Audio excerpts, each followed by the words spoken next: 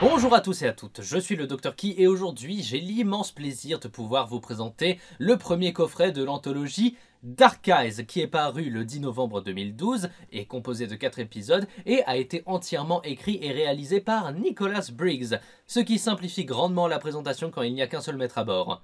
Ou plutôt qu'il n'y a qu'une personne dans le navire. Notre histoire commence avec l'épisode The Great War. Le docteur est dans son TARDIS, très affecté par la mort de Lucy, Alex et Tamsin. Il est en quête d'espoir et tente de se rendre à la fin de l'univers pour voir comment les choses se terminent. Le TARDIS est alors immobilisé par les Seigneurs du Temps et Straxus se matérialise, avec une nouvelle apparence. Alors que celui-ci rappelle que c'est interdit d'aller à la fin de toute chose, le docteur lui hurle de partir et fout un coup de pioche dans la console du TARDIS près du cœur pour espérer donner un sursaut d'énergie pour poursuivre son trajet. Straxus parvient à calmer le docteur et lui propose de lui redonner de l'espoir. Une ellipse plus tard, le docteur se retrouve dans les tranchées d'un champ de bataille en France pendant la Première Guerre mondiale. Son tournevis fait bip et indique la localisation d'une personne qu'il doit trouver.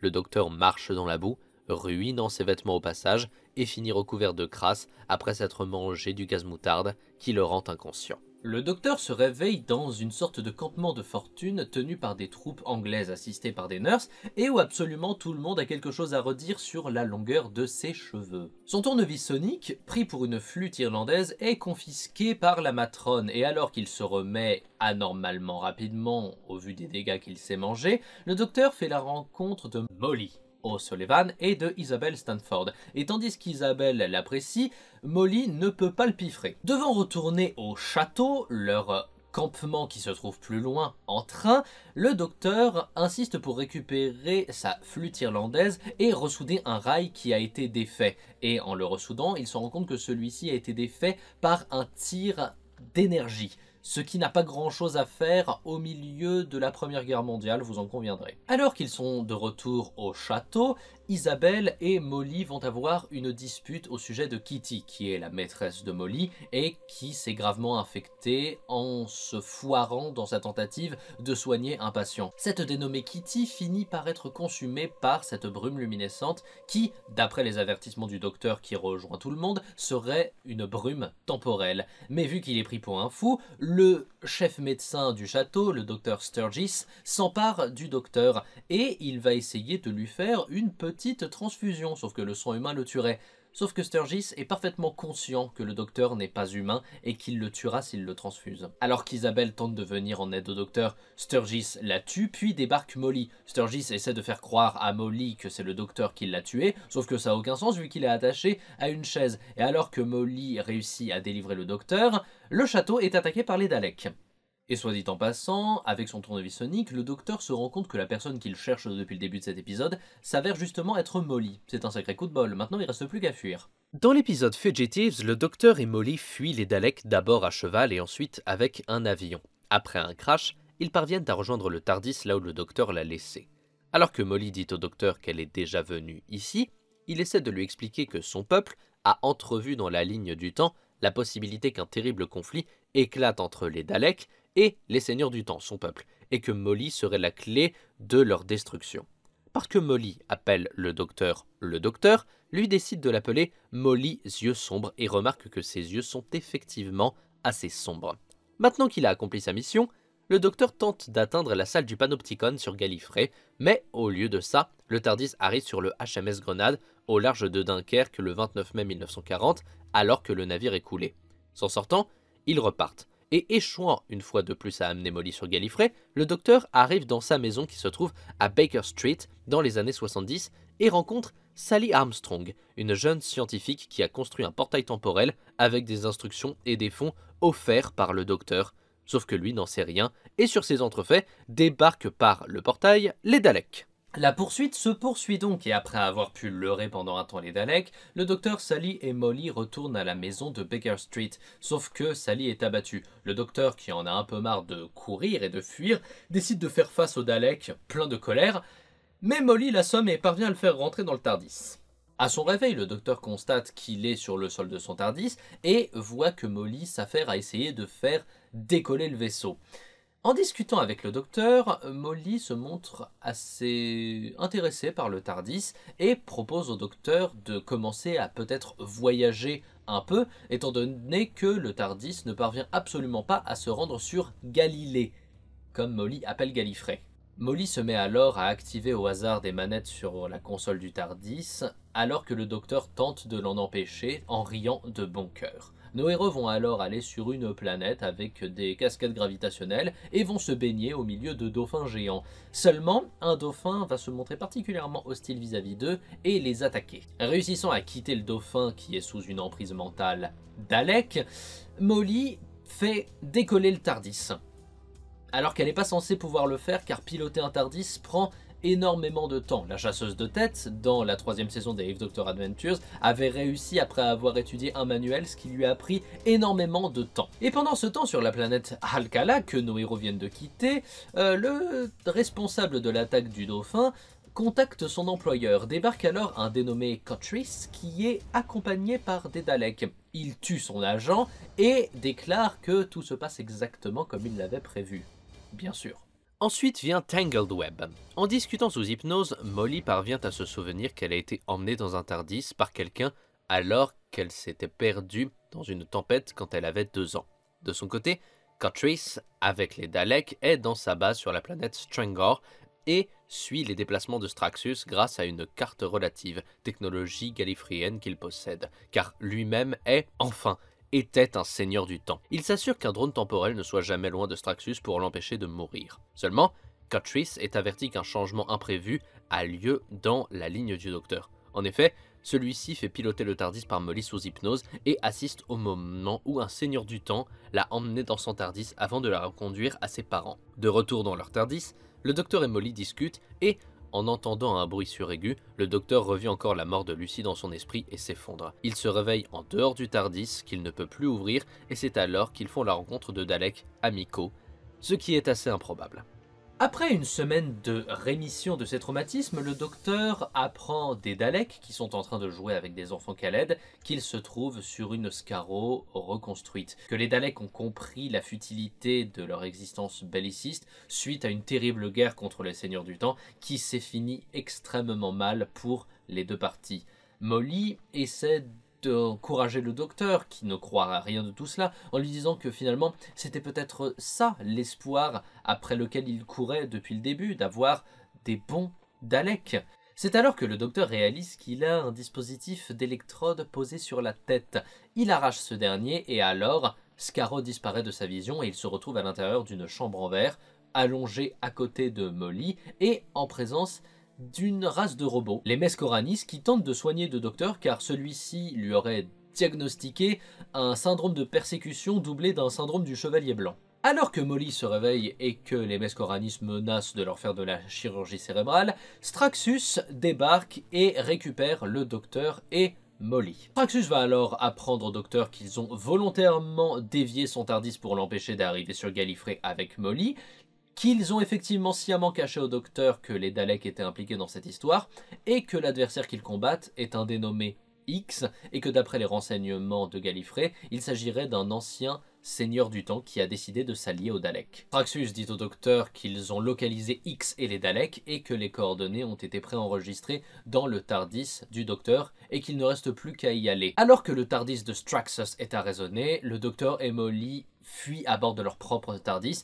et se rendent alors à l'endroit où se trouve la base de X et des Daleks, à savoir le monde de Strangor. Dans X and the Daleks, la dernière partie de l'histoire, le docteur et Molly arrivent sur Strangor, mais 100 ans plus tôt que prévu. Ils rencontrent les autochtones de ce monde, esclaves des Daleks, et font la connaissance de Nadian. Alors qu'ils tentent de se rendre dans la base Dalek, Molly chute dans une gigantesque fosse et est capturée par les Daleks. Cotris la torture pour savoir qui elle est, et il s'avère que c'était une erreur de venir ici aussitôt, car maintenant, le Cotris du futur sait ce qu'il va faire et sait que Molly est prête à être utilisée, elle et ses yeux particulièrement sombres. Alors qu'elle est relâchée, le docteur et Nadian la retrouvent et fuient avec le TARDIS. Alors que Molly préférerait juste mourir plutôt que d'être utilisée comme une arme, Nadian trouve le TARDIS du docteur dans ce TARDIS qui ressemble à celui du docteur, mais ne l'est pas. Arraisonnée par les Daleks, Nadian fuit dans le vrai TARDIS et Molly et le docteur sont alors emmenés devant X, à savoir Kotris et son allié, le Dalek contrôleur temporel.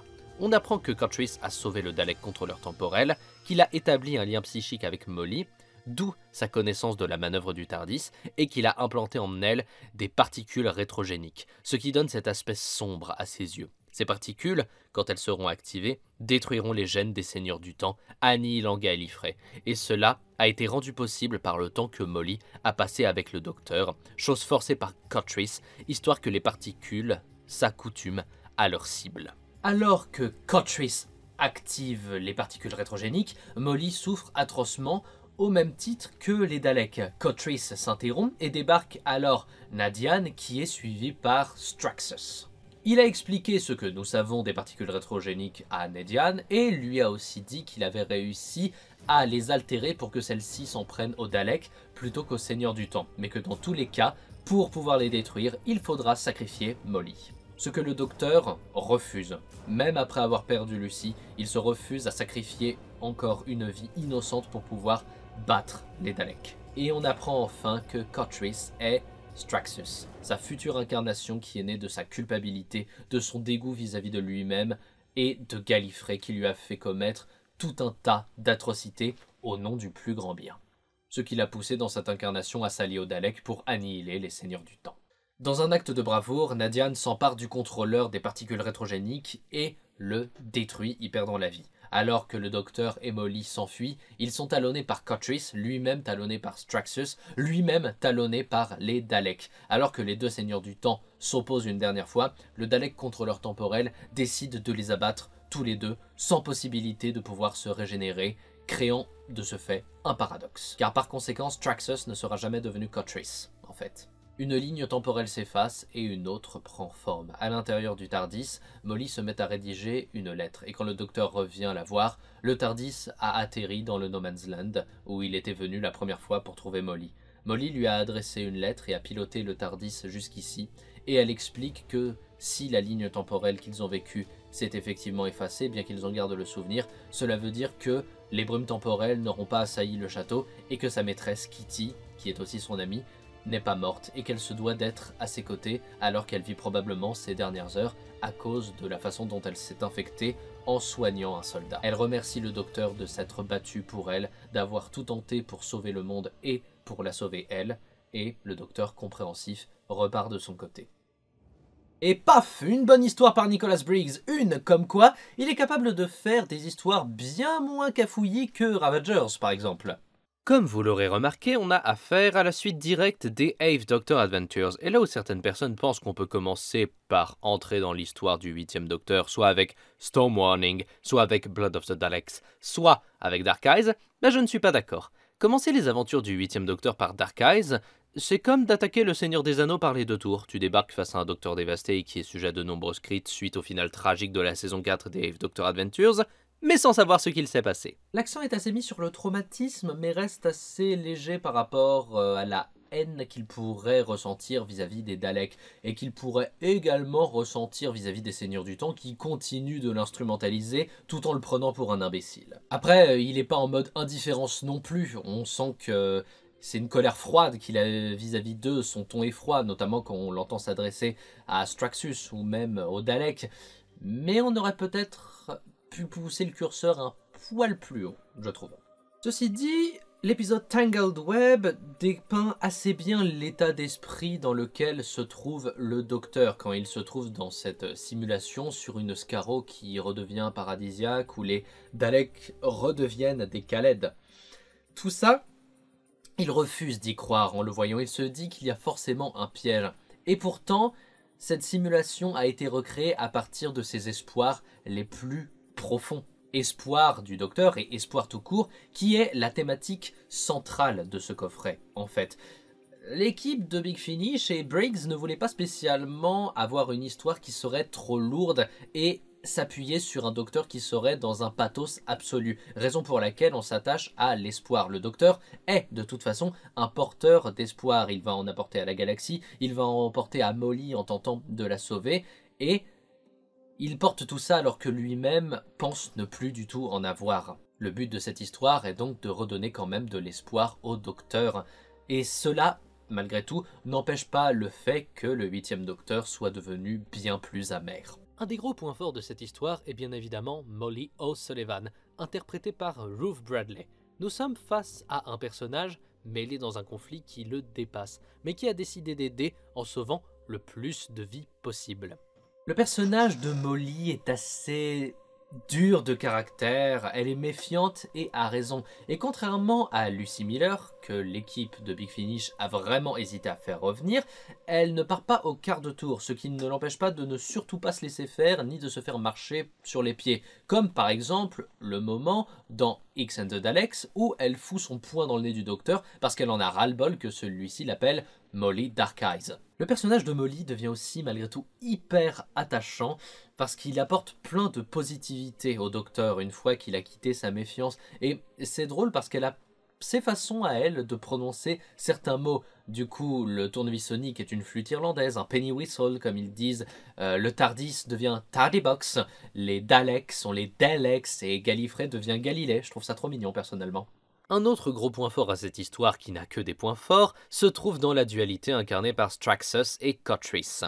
Ce personnage, introduit dès la première saison des 8 Doctor Adventures, est révélé dans toute sa complexité et prend une assez grande ampleur. Ce n'est plus un larbin de la CIA, ni un sachet de cellules souches qui viendront alimenter Morbius. Nous avons affaire là à un redoutable stratège doublé d'un immonde manipulateur qui ne reculera devant absolument rien pour pouvoir annihiler les Daleks en tant que Straxus et les Seigneurs du Temps en tant que Cotris. C'est un personnage qui en a véritablement marre de l'hypocrisie des Seigneurs du Temps. Oui, parce que les Seigneurs du Temps sont non interventionnistes et ils ne veulent pas véritablement mettre le nez dans les affaires de la CIA qui pour le coup se permet vraiment d'intervenir de façon assez horrible et radicale de temps en temps. C'est pourquoi Cotris se permet d'apporter une solution aussi radicale contre les Seigneurs du Temps visant simplement à les éradiquer en fait. Il n'est pas utile de s'attarder sur les Daleks, ni même sur le Dalek contrôleur temporel, mais je tiens juste à vous faire savoir que, à la fin, malgré le paradoxe, le Dalek contrôleur temporel est toujours là. Parce que Cotris, normalement, l'a sauvé. Mais il est toujours là, malgré la présence du paradoxe, donc je vous laisse imaginer ce que ça présage pour la suite. Au fait, je ne sais pas si vous avez remarqué, mais le docteur a changé de tenue. Et oui, alors qu'étaient enregistrées les dernières saisons des 8 Doctor Adventures, McGann présente sa nouvelle tenue approuvée par la BBC en 2010 dans la Armageddon Pop Culture Expo. À cette occasion, il brandit également son nouveau tournevis sonique, dont le design match parfaitement avec l'intérieur de son TARDIS. Dans le Doctor Who Magazine 454, où il est présenté comme le Dark Doctor, McGann explique qu'il voulait une évolution visuelle pour son personnage et en avait assez de son apparence pompeuse. Et visuellement, c'est saisissant, car la veste en cuir que porte McGann est un caban de la marine, similaire à celui que porte Christopher Eccleston dans la première saison de la New Who. Et là, on voit clairement qu'un cap a été franchi et que le docteur ne sera plus jamais le même.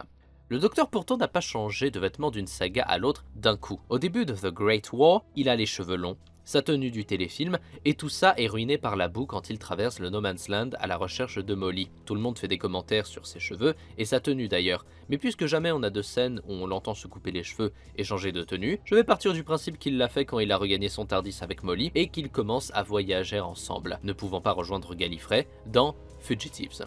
Aussi, son tournevis sonique apparaît officiellement sur la couverture avec Dark Eyes. Mais c'est un outil que le docteur utilise avec cette apparence depuis le début de ses aventures avec Charlie au moins. Car sur la couverture de l'édition spéciale de The Light at the End, l'audio qui célèbre les 50 ans, qui est une histoire qui se passe durant la saison 1 du 8e Docteur avec Charlie dans la Main Range, dans la chronologie des personnages, le docteur a dans les mains son tournevis sonique présent sur la couverture de Dark Eyes.